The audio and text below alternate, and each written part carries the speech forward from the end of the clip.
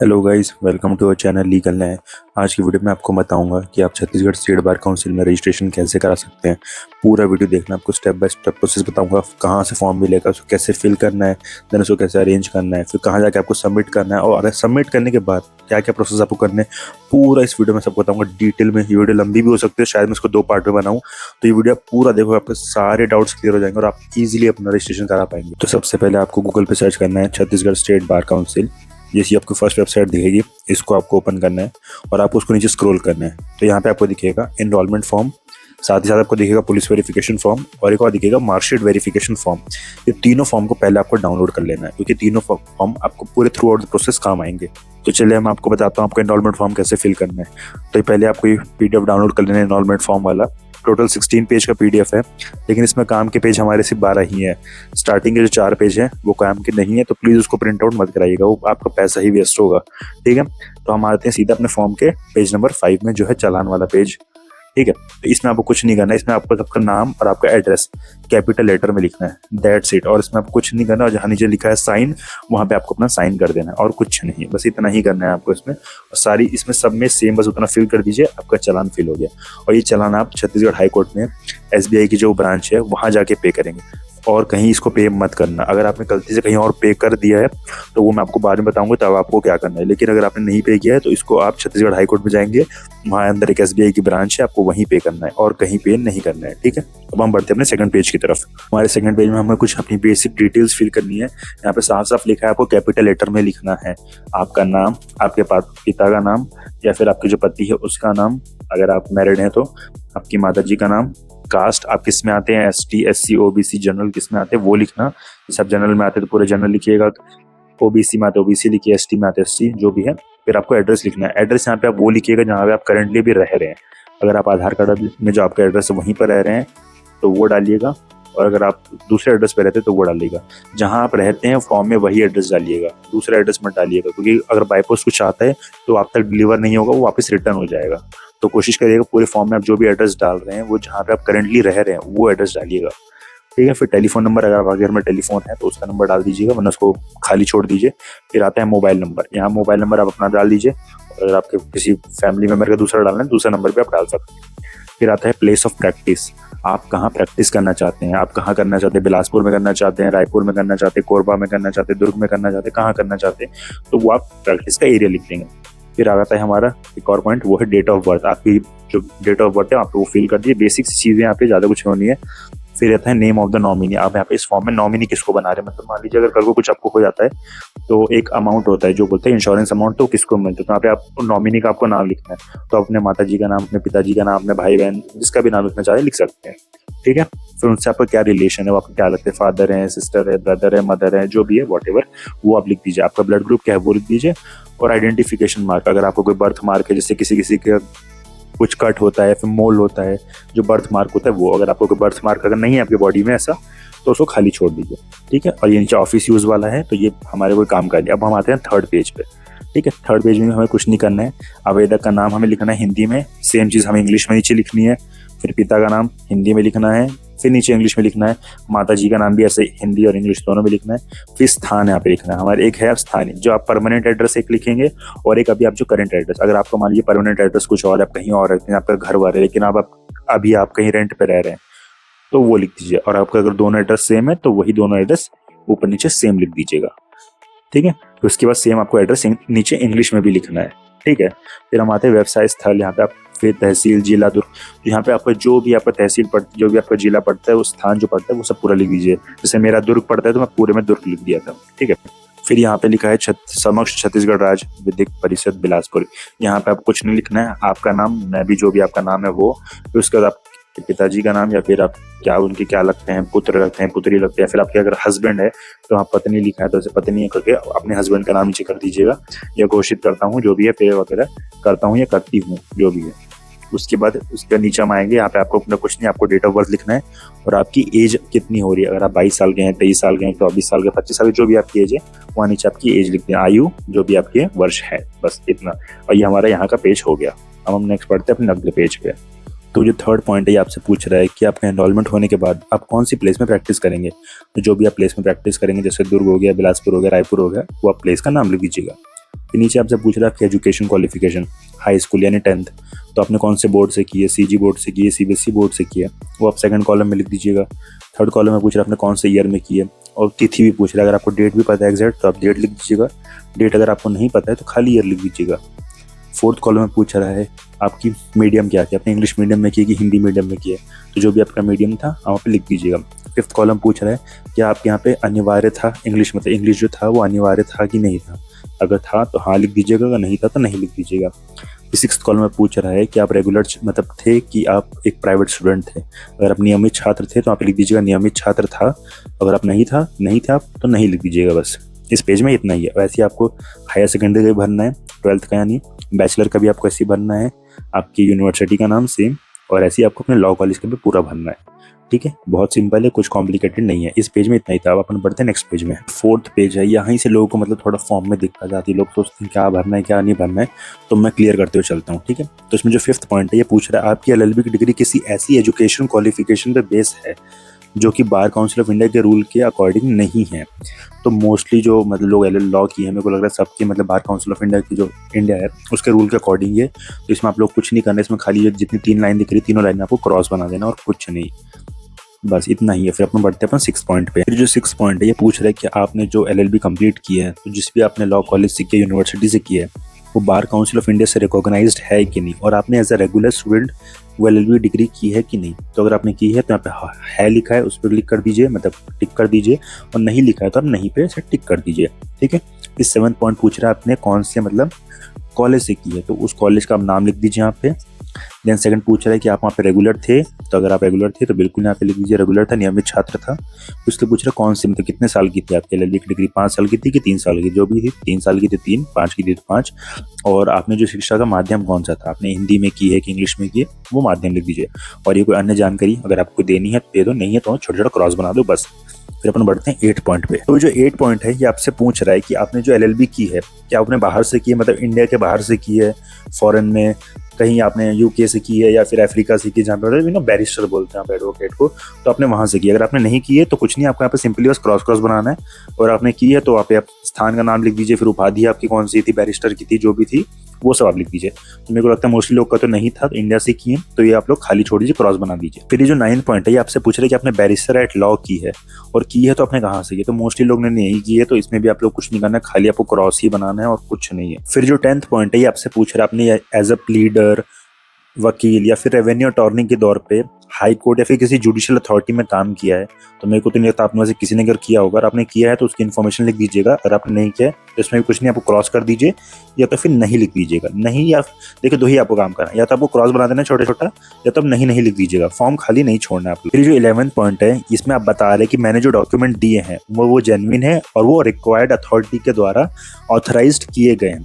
तो इसमें आपको कुछ नहीं करना है, आपको जो भी आपके मतलब सेक्रेटरी हैं या फिर अध्यक्ष जो भी हैं आपके वहाँ के, जो भी जिस भी कोर्ट में आप प्रैक्टिस करेंगे उनका आपको नाम लेना है, श्रीमान श्रीमती जो भी हैं, बस उनका आपको सेक्रेटरी का नाम लिख देना है, जो भी आपके यहाँ पर सचिव होंगे, बस इसमें कुछ नहीं करना है। फिर 12th वाला जो पॉइंट है इसमें आपको किसी भी 2 एडवोकेट से अपने को मतलब वेरीफाई कराना है कि हाँ मतलब वो आपको जानते हैं, तो उनका नाम, उनका व्यवसाय स्थल, कहाँ पे वो मतलब प्रैक्टिस करते हैं, और उनका नामांकन क्रमांक, बस इसमें इतना ही है। फिर अपन बढ़ते हैं अपन नेक्स्ट पेज पे जो है पेज नंबर 5। तो ये जो पेज नंबर 5 है इसमें जो 13 पॉइंट है ये आपसे पूछ रहा है कि आपने पार्ट टाइम जॉब करते हैं, मतलब ये आप डिक्लेयर करें कि मैं इस टाइम मतलब जिस समय आप इनरोल होने जा रहे हैं मैं इस टाइम कोई भी पार्ट टाइम जॉब में इन्वॉल्व नहीं हूँ। तो अगर आप इन्वॉल्व हैं तो आपको फिर उसकी पूरी डिटेल्स लिखनी पड़ेंगी, और आप नहीं है तो खाली से उसमें नहीं लिख के वहाँ पे हस्ताक्षर अपना साइन कर दीजिए। जो 14 पॉइंट है ये पूछ रही है सिर्फ मतलब उन लोगों के लिए है जो पहले मतलब जॉब वॉब कर चुके हैं, तो उनको अपना मतलब प्रीवियस सर्विस डेट लिखना है, कब सर्विस छोड़ी, रेजिग्नेशन था, रिटायरमेंट था, टर्मिनेशन था, या आपको टर्मिनेट कर दिया, निकाल दिया गया, तो जो भी छोड़ने का रीजन था वो सब लिखना है। तो अगर आपका नहीं था तो आप कुछ नहीं करके साइन कर देना बस वहाँ पे। फिर 5th पॉइंट है जो गवर्नमेंट सर्विस में थे, क्या आप मतलब पहले गवर्नमेंट सर्विस में थे, तो अगर थे तो उसका भी वही सेम डिटेल था, और नहीं थे तो आपको कुछ नहीं, बस नहीं करके नहीं था करके हस्ताक्षर कर देना है। फिर जो 16 पॉइंट है ये पूछ रहे कि आप करंटली किसी बिजनेस, प्रोफेशन या ऑक्यूपेशन में इंगेज हैं, मतलब किसी आप बिजनेस में इंगेज हैं, अगर आप हैं तो उसकी डिटेल भर दीजिएगा वहाँ पे।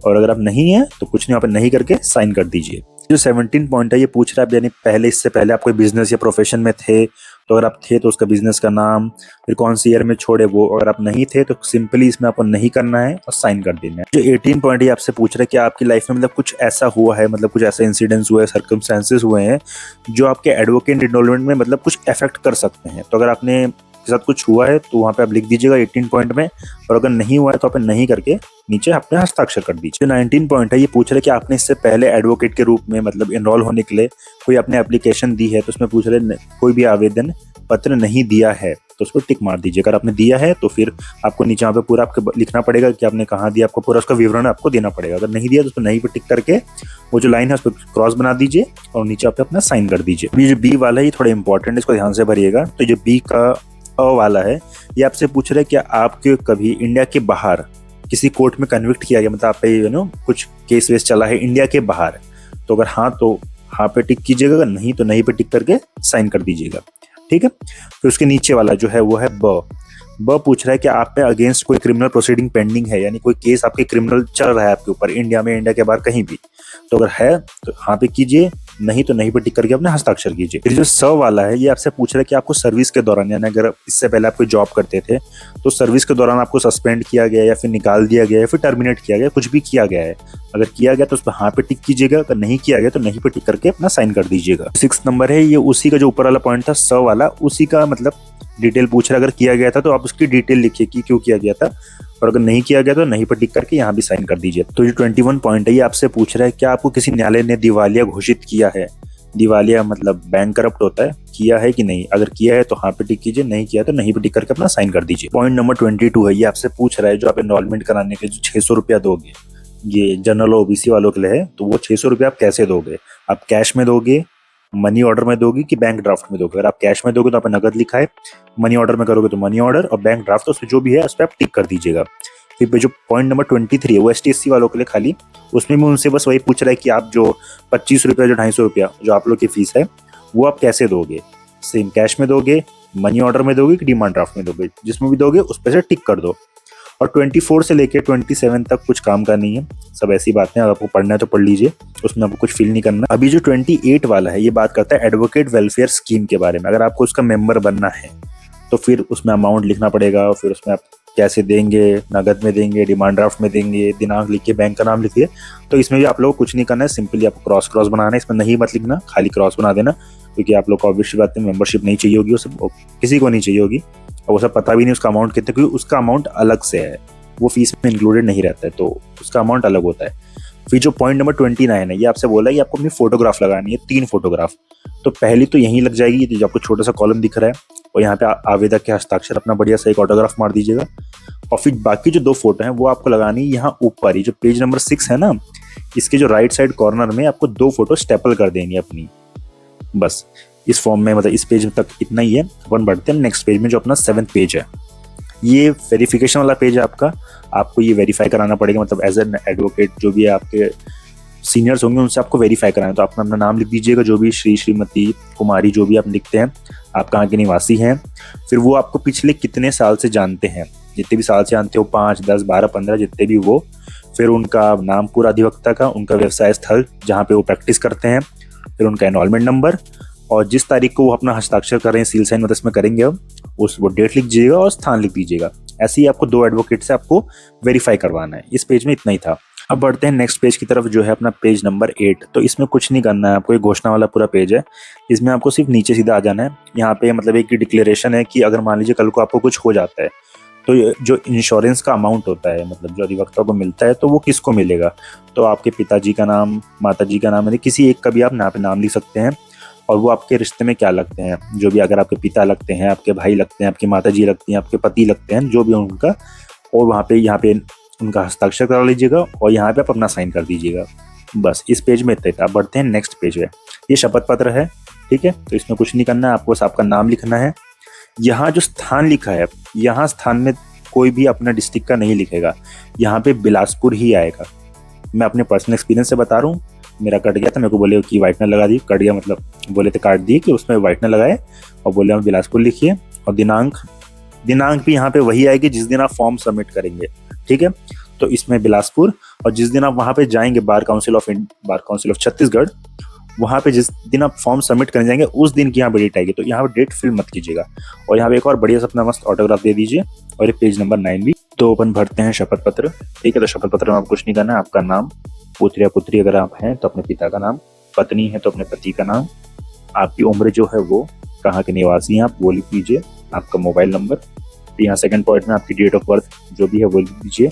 और फिफ्थ पॉइंट में बोल रहा है कि इससे पहले आप कोई भी गवर्नमेंट या नॉन गवर्नमेंट जॉब में इन्वॉल्व नहीं थे, और आपने कौन सी ईयर में LLB कंप्लीट की है वो लिख दीजिए। और यहाँ पर जो लिखा है आज तक में, यहाँ पे लिख दीजिएगा आज तक मैं इंटर्नशिप कर रहा था या कर रही थी। सिक्स पॉइंट है, ये बोल रहा है आप लॉ के अलावा कोई और कोर्स कर रहे हैं, अगर आप कर रहे हैं तो कोर्स का नाम लिख दीजिए, अगर आप नहीं कर रहे हैं तो नहीं कर रहा हूँ या फिर नहीं कर रही हूँ। फिर जो 7 पॉइंट है इसमें लिखा है कि आपका इनकम का सोर्स क्या है, तो जो भी आपके इनकम का सोर्स है वो यहाँ पे लिख दीजिए, अगर नहीं है तो नहीं लिख दीजिए।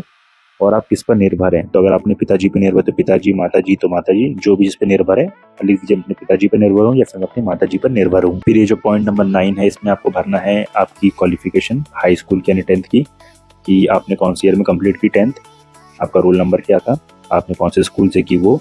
सेम ऐसे ही आपका 12th का करना है, और ऐसे ही आपका 12th के बाद ग्रेजुएशन और LLB का। 13 पॉइंट है, ये आपसे पूछ रहा है कि आपका कोई गैप था कि नहीं एजुकेशन के बीच में, आपने कोई गैप लिया है, तो लिया है तो कितने वर्ष का लिया है, और कौन सी ईयर से कौन से ईयर तक आपने लिया है, और गैप का रीज़न क्या था। जो भी रीज़न है वो यहाँ पे लिख दीजिएगा। पत्र में ये बोल रहा है कि आपने 1 से लेके वहाँ पे 15 लिख दीजिएगा, कि उसमें जो भी आपने पॉइंट में इंफॉर्मेशन दी है वो सब आपके नॉलेज के हिसाब से करेक्ट है। वहाँ पे दिनांक, जिस भी दिन आप नोटरी कराएंगे वो दिनांक और स्थान लिख दीजिएगा, वहाँ पे अपना नीचे हस्ताक्षर कर दीजिएगा। और ये जो सेकंड पेज है शपथ पत्र का, इसमें मैं अपना नाम जो भी है, शपथ करता है शपथ करती में टिक मार दीजिएगा, नीचे अपना साइन, और साइड में किसी अपने फ्रेंड से साइन करवा लीजिएगा कि उसने वेरीफाइड किया ही है, और इसको नोटरी करा दीजिएगा। और ये जो शपथ पत्र है इसको आपको अटैच करना है 10 रुपए के स्टाम्प पेपर या फिर ई स्टाम्प के साथ।